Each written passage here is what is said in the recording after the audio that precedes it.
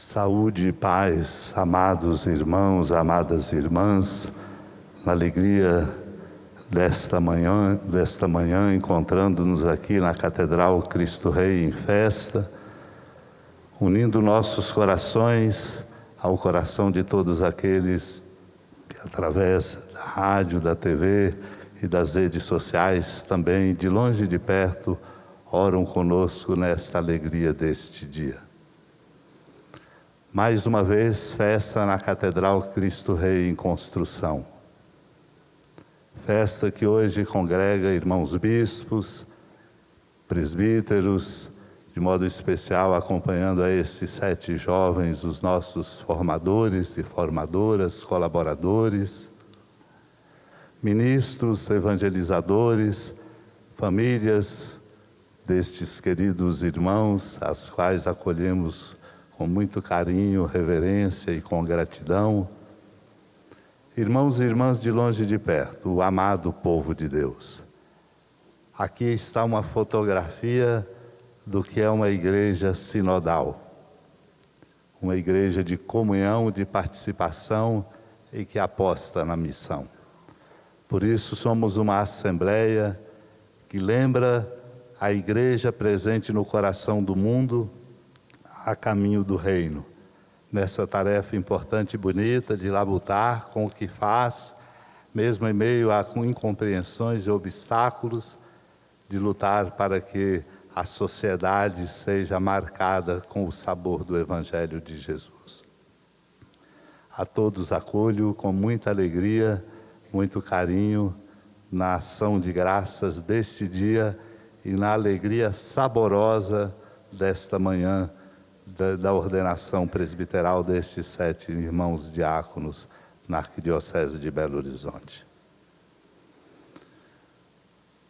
Não fostes vós que me escolhestes, fui eu que vos escolhi e vos designei para irdes e produzirdes fruto, e para que o vosso fruto permaneça.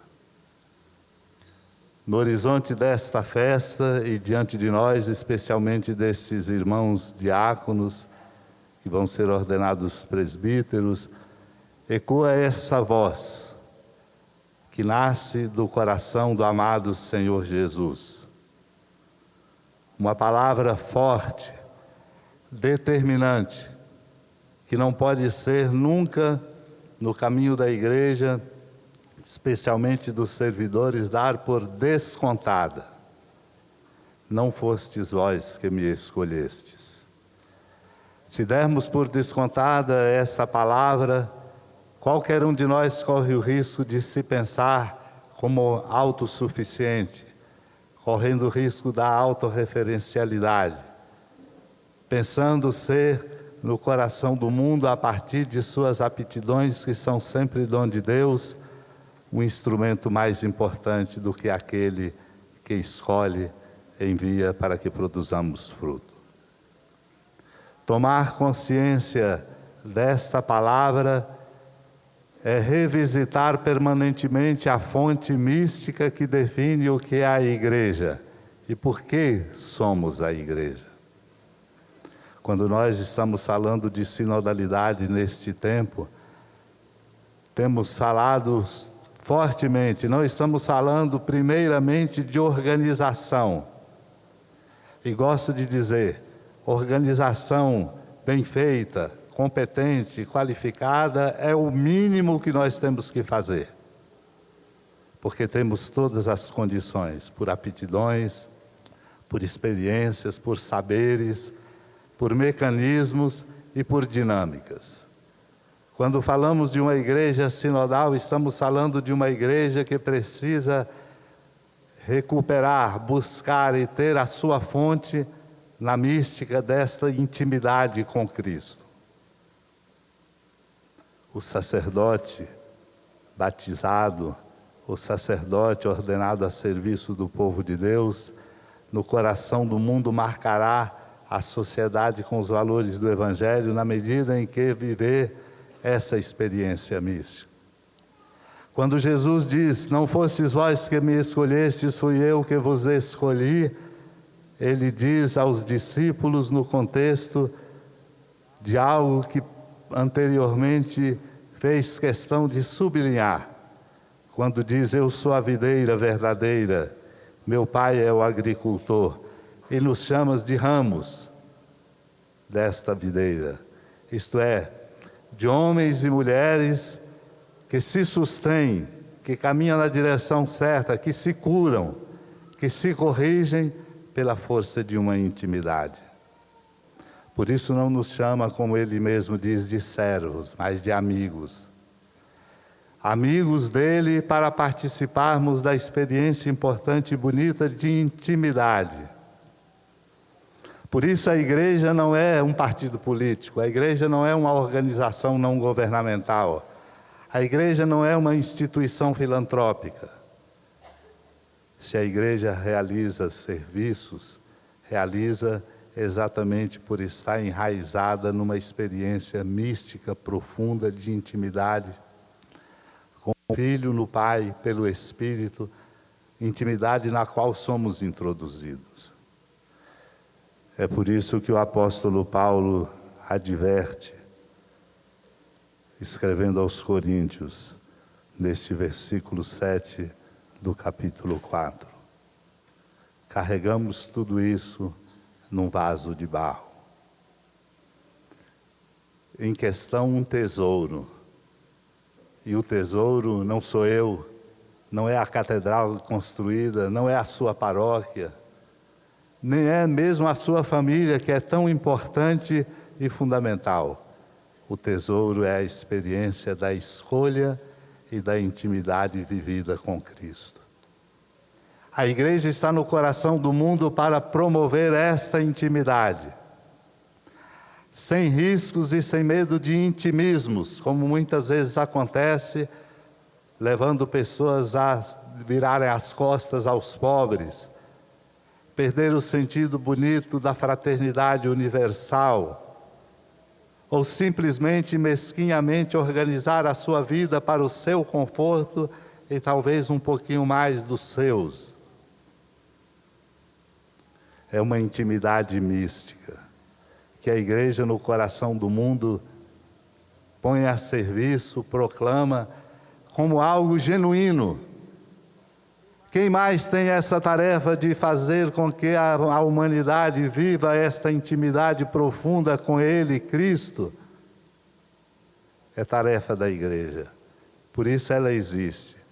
Por isso ela é uma igreja de servidores e servidoras.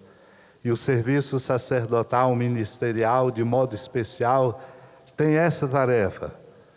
Se não o faz, não está fazendo aquilo que lhe compete, que é o mais essencial. Por isso, volto a dizer, é importante cuidar dos serviços, fazê-los bem feitos, com especialidade no relacionamento, mas, sobretudo, oferecer e derramar nos corações e na vida das pessoas esta sedução maravilhosa de ser íntimo de Cristo, porque é uma intimidade que nos põe de pé. Quando ele fala que diz tudo isso pela alegria, esta alegria é muito mais, irmãos e irmãs, do que uma simples sensação. Porque sensações de alegria são passageiras, substituídas por tristezas e nuvens de sofrimentos.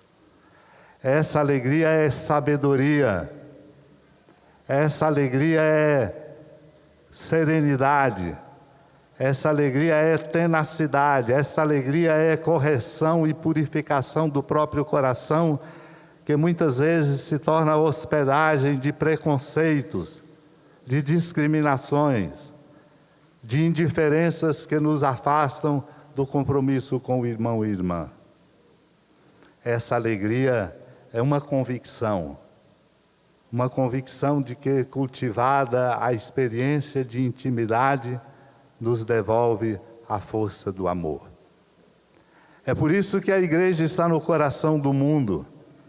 Não somos ordenados sacerdotes, bispos, diáconos e não somos servidores para alimentar uma organização, mas para chamar o povo a uma experiência mística, Uma experiência mística que corrige descompassos, que alarga horizontes, que ilumina o caminho e que põe no coração humano uma experiência profunda desta convicção simples, mas fundamental: como é bom ser bom. E apesar de tudo aquilo que possa se colocar na contramão, viver esta experiência de amor. Este é o tesouro que o apóstolo Paulo diz: o carregamos em vaso de barro.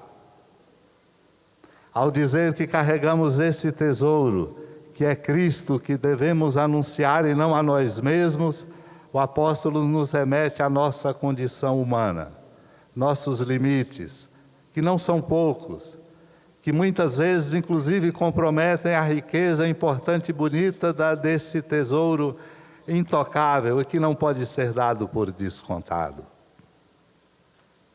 Mas isso não deve nos desanimar, por sermos um vaso de barro carregando um tesouro. Ao contrário, deve nos convencer de fazer uma profunda intimidade com Ele, que feita nos corrige, como corrigiu aos seus discípulos do medo, da covardia, dos subterfúgios, das inverdades, das ignomínias e de tudo aquilo que desfigura a nossa condição humana e não nos deixa ter as feições do amor de Deus. Somos, sim, vasos de barro. Como todos nós sabemos, por mais que queiramos aparentar, por mais que nos convençamos de não, somos vasos de barro. Mas se nós estivermos atentos que estamos carregando um tesouro, é esse tesouro que a igreja carrega e deve distribuir por nosso testemunho, por nossa palavra, por nossos gestos, corrigindo-nos, dando consistência a esse vaso que muitas vezes está rachado, vaza inadequadamente aquilo que não devia vazar. Somos um vaso de barro, carregando um tesouro. Por isso quero dizer a vocês, queridos diáconos, Elison, Júnior, Marcos, Robson, Orsini, Teles, Wallace, vocês entram na ordem sacerdotal como presbíteros para se apaixonarem por esse tesouro e ganhar consistência no vaso de barro que somos e ajudar o mundo a ser melhor por reparti-lo. É uma tarefa enorme, porque exige coerência de vida o tempo inteiro, correções, demovendo-nos de todo tipo de orgulho e nos encantando por esta experiência de amor. Quando o Senhor diz: este é o meu mandamento, amai-vos uns aos outros como eu vos amei. Não está dizendo das nossas amizades por afinidade, até não nos dá o direito de antipatias, porque o outro é nosso irmão, mesmo quando não temos com ele afinidade. Este amor é experiência mística, que vivida, esta experiência mística transparece na nossa pele, no nosso rosto, na nossa palavra, no nosso gesto, inclusive alimentando a nossa coragem profética e a nossa sabedoria para devolver aos corações a alegria de viver. Queridos diáconos, esta missão é belíssima. Dá sentido ao nosso pertencimento como igreja. E o mundo precisa desta sedução. Precisa ser encaminhado para esta experiência.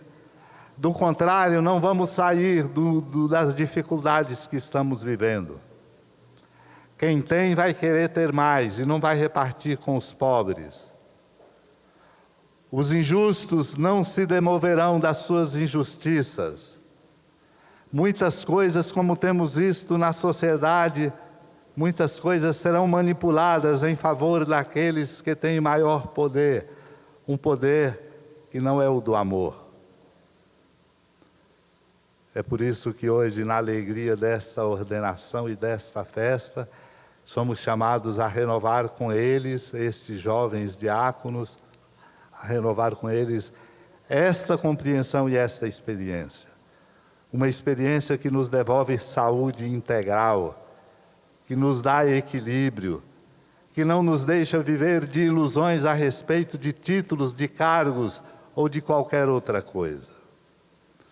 Venham, queridos jovens, para fazer parte deste caminho missionário, alimentando pela experiência mística da comunhão com Cristo, a participação e a missão de nossa igreja. A igreja tem uma tarefa enorme no coração do mundo, precisa de cada um de nós.